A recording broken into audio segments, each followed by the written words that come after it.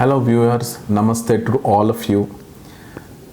You must have watched so many videos we have put across on our YouTube channel, giving a lot of information about several health topics, diseases, all those factors which we have spoken based on our knowledge and experience.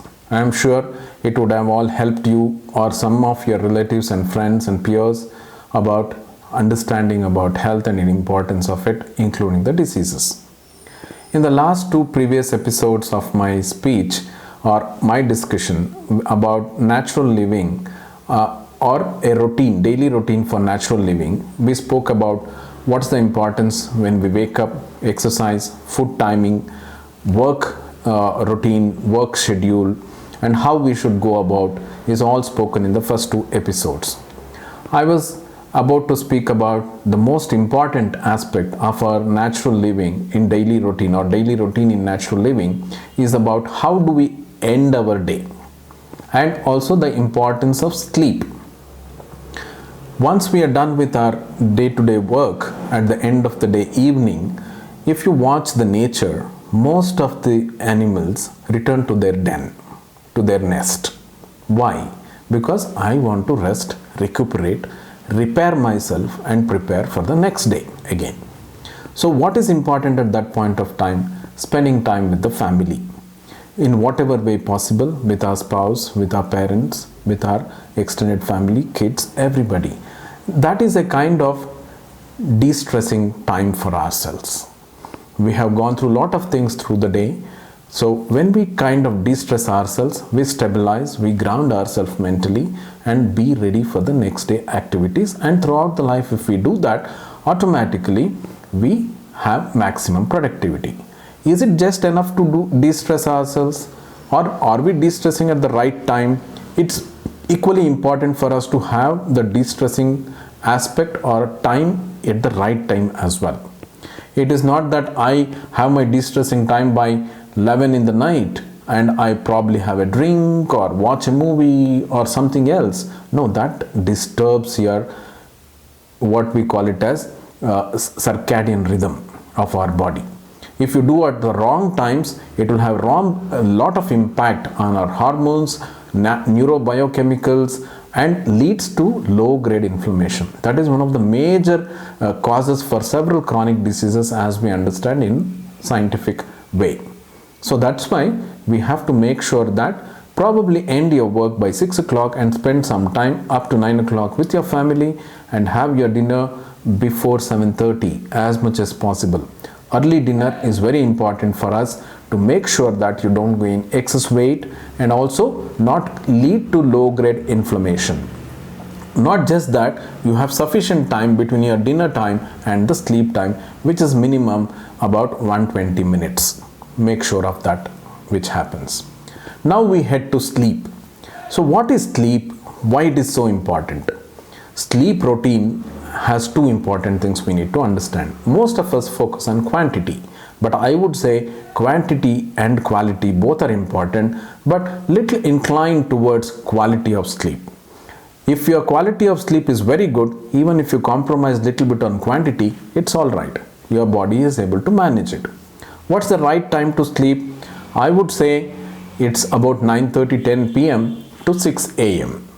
There was a time when human beings used to sleep off the moment the sun sets or little later than that. But now we have artificial lights which will help us to wake us up, and also we think we have to be productive and we have to earn our living, so extend our work timing so long that many people will start working only at nights because it's more productive, more silent, no disturbance, so I start working at that time. So that is not at all recommended because it will upset our hormonal balances. So that's why try to hit the bed by 9:30, 10 p.m. and wake up by 6 a.m. The saying goes, early to bed, early to rise makes yourself much more productive, happy and balanced. So stick to the timing. Because one day you sleep at 10 p.m., the other day at 9 p.m., another day at 12 a.m. or 1 a.m., it is confusing our system. We don't know how the body has to react to it, what hormones it has to secrete. Melatonin is very important for us to get good amount of sleep, and the that strike of sleep to come, melatonin has to be secreted. If you do this sleep routine very erratic, automatically melatonin is not secreted at the right times, and it will cause imbalance in that, and that's how we get into insomnia and sleeplessness. So maintain the timing, and at the same time, before going to bed, try not to get any kind of stimulants, whether it is a movie watching, or whether involving in a movie, or the series of TV shows, or whatever it is. At the same time, working with your screen, especially mobile or laptop, all those factors are hitting us very strongly with the stimulation. Eyes are so important for us that when we see the screen, there is a lot of light which is getting into it, which gives a stimulation for our brain to focus and work. So try to minimize.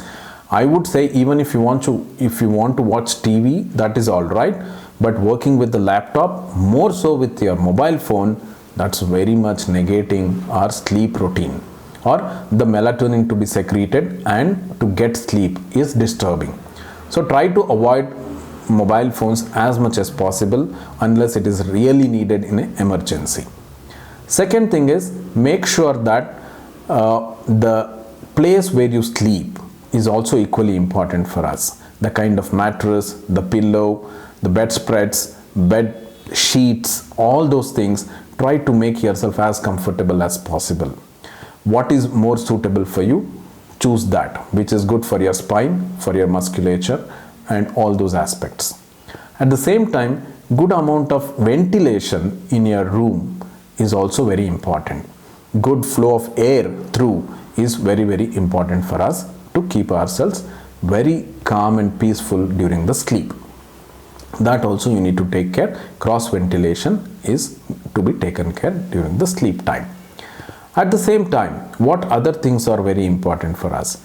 You can actually practice. What is I would recommend is put a wet pack on your eyes and forehead before you go to bed for about 15-20 minutes. That will also help you to relax and get eyes will become much more calmer and easy to drift into the sleep. Next important thing is, someone likes music, try to play a music. That's okay with you. Try not to use the earphones, let it be at a distance, the speaker what you are using.